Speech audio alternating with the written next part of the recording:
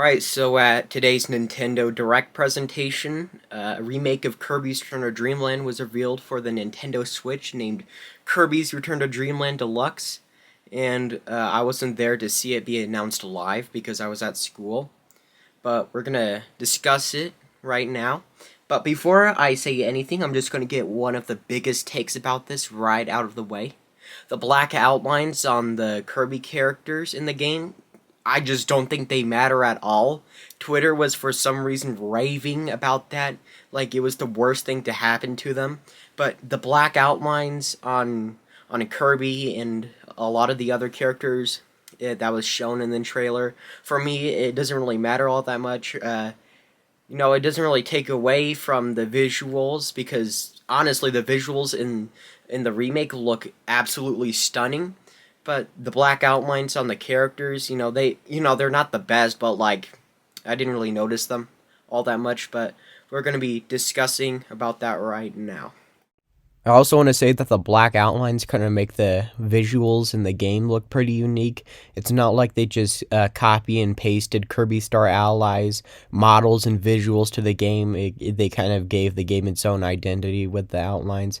No, it's not. It's not like the whole entire game's identity in its visual representation is solely based off of the black outlines, but I think it makes it stick out even a little bit more in a good way. So already you can see that all the backgrounds look way prettier now, so that is a very nice graphical upgrade. Alright, so just right here you can see all the characters, like new designs for the remake, like DDD has his Forgotten Land or Kirby 64 design. This was very polarizing for most of the people on Twitter. Honestly, I think, like when I keep looking at it, it kind of dawns on me, but other than that, yeah, it looks fine. Meta Knight's design it doesn't really look like his Forgotten Land design anymore, so it looks like his Kirby Fighters 2 or Kirby Star Allies design. Kirby has his, I think, Star Allies design in Bandana Waddle Dee, I don't know. Kirby's Return to Dreamland Deluxe. Alright, so here's the logo. So the logo, it actually resembles the logo for Kirby's Return to Dreamland in Japan, where it was called Kirby's Adventure Wii or something. Hold on, I'll show it. Alright, so right here, as you can see, the logo kind of resembles it. And how could I not forget the giant-ass balloon park, or whatever this is.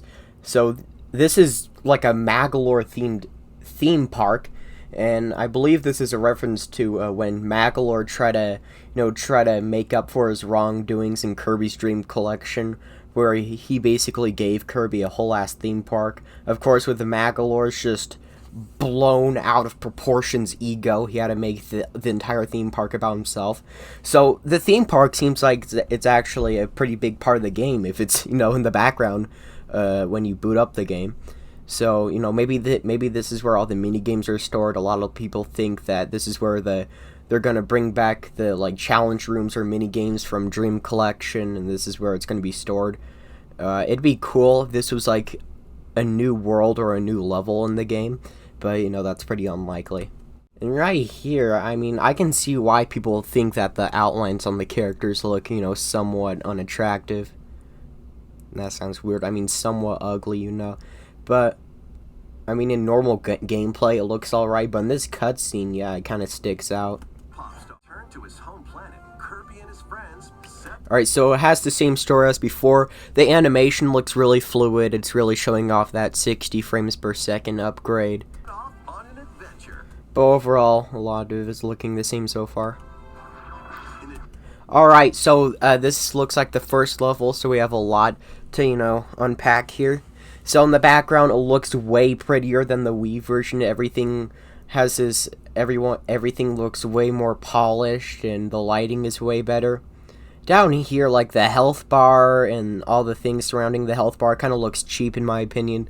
Like, of course, they were going for like a more slick design for the health bar, but it doesn't really look that good for me. It kind of looks cheap. And up here, it also kind of looks cheap. It kind of looks more 2D. I thought they could put more work into it. Everything looks just way prettier. This looks like the Kirby GCN, the like scrapped Kirby GCN game where everything looked like it came out of like a coloring book. I want to see if I can still find it. So yeah, it kind of looks like this sort of, where everything has some sort of outline. But obviously in this version the backgrounds look way more polished, and in this version it just looks way prettier. But you know, they clearly took inspiration from this for like the design and the black outlines and such. Alright, so the new mecha copy ability, and I think where you get this copy ability is from the Metal General boss in Kirby's Return to Dreamland. The what is it called? The mecha?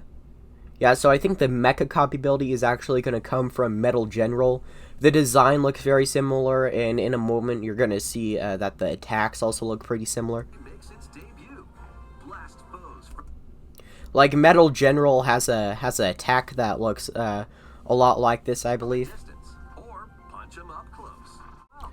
Okay, yeah, so this is actually kind of reminding me of the Susie Dream Friend from Kirby Star Allies, because, you know, with her blaster, she kind of has attacks sort of like this. The game supports local play. And look at Wispy Woods. You know, I think the black outline actually makes him look pretty good. For up to 4 players on the same system. So someone pointed this out. Meta Knight, he uses an attack from Kirby Star Allies, or I think it was Kirby Fighters 2. It's called the Galactic Counter. You kind of saw it right there for a second. Yeah, so right there, that is actually from after Kirby's Return to Dreamland. So I'm wondering if, you know, maybe Bandana Waddle Dee will have his ground thrust, or DDD will have his attacks from like Star Allies, like the sliding attack, you know. Plus, everyone can play as Kirby. So I'm already gushing about the backgrounds, but they look really pretty. Like like Sky Tower. The Sky Tower level in Return to Dreamland has the prettiest background in the entire game, and I think this makes it look pretty better. One of my biggest complaints with Kirby and the Forgotten Land was that there weren't many copy abilities on their own, or there weren't many like basic copy abilities that you could get without without using your rare stones and such. So it's really cool seeing the return of a lot of copy abilities, like a large selection of them. And this is where the mini games come in. So this was from the original game. And this one's new. I don't know what this is exactly. Magolor's. I don't know what he just said, and I don't really get what the point of this game is. I don't know if you're supposed to be like matching these books or cards. And I believe this is from Kirby Superstar, so it's really cool seeing them bring this minigame back. Samurai Kirby, yeah. I do not recognize this one, but apparently this is also from a past Kirby game I saw someone talking about. That one's also from a past Kirby game. Nightmare in Dreamland.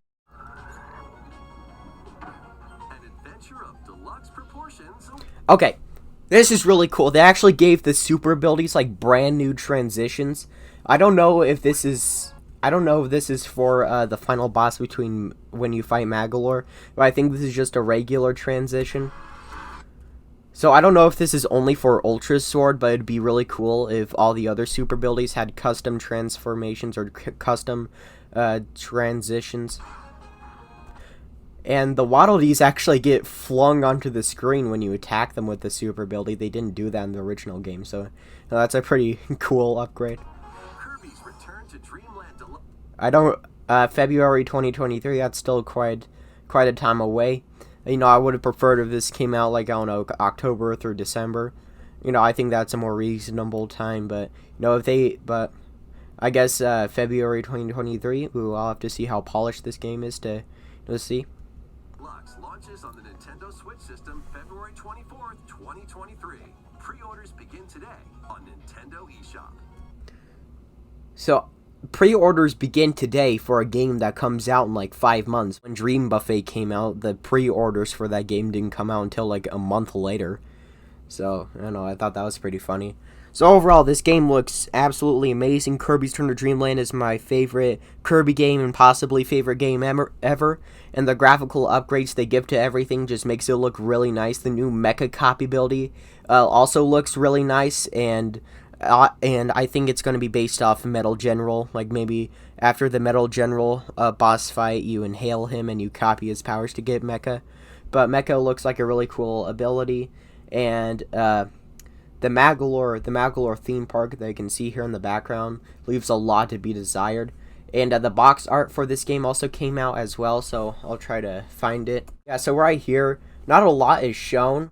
Obviously, this is based off of the Kirby's Adventure Wii box art and not the American Kirby's Return to Dreamland box art. This one, it's based off of the other box art, the other version of the box art. So this game is going to be full priced at $60. It's not a very irregular occurrence for a Wii game to be priced at $60 on the Switch. You saw that with like Skyward Sword. And of course, a lot of people are going to be a bit cranky that this game is priced at $60. Of course, I would have rather this game be priced at $40 to $50 just because I think it's more worthy of that price. But I think this game has a lot going for it, and I think it's more deserving. I think it's more deserving of that $60 price tag. Otherwise, if they just like ported the game just like how it was from the Wii version with only small graphical upgrades. No, they full on remake this game, and I think that's more deserving of a $60 price tag. Not completely deserving of that price tag, of course, but I think it's more deserving of that price tag more if they just ported the Wii game onto the Switch. So yeah, that's what I thought. I turned a 1.5 minute trailer into a 15-minute video.